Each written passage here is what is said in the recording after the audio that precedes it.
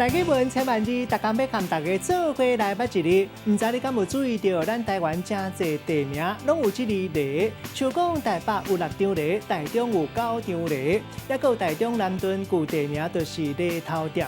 今仔日要甲大家小解这一日，就是梨田的梨，读梨的梨第5条。梨就是做田的农具，像讲斗地牛的做田农具，咱讲是牛梨。另外，操作梨这个动作，咱讲是驶梨。就有一句话讲，甘愿做牛，免惊无梨通拖。意思是鼓励人，若是肯做，免惊会去熬着。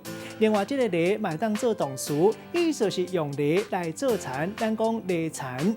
梨嘛当比如做冲锋、向前冲的意思，像讲来一直冲去，会当讲是一直梨去。也有做形容词，就是头啊的意思，咱讲是头梨梨。带大家做过来小解这2个词，头一个就是梨田。咱头前讲到梨田，会当讲是用梨来翻土，准备建造。若咱现代卖讲人骑机车、倒车，就是梨田。因为这款的情形，真像是牛咧梨田同款。第2个是一句俗谚语，讲8岁的猪仔头咧咧，意思是讲一个人有内在，亲像8岁同款，头咧咧足够欠。咱用一句话来举例，甲这2个例夹做伙。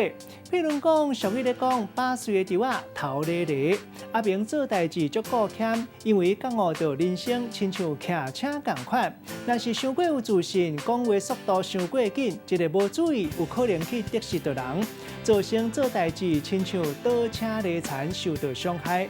今仔日小解这一日读做例，提供给观众朋友来参考。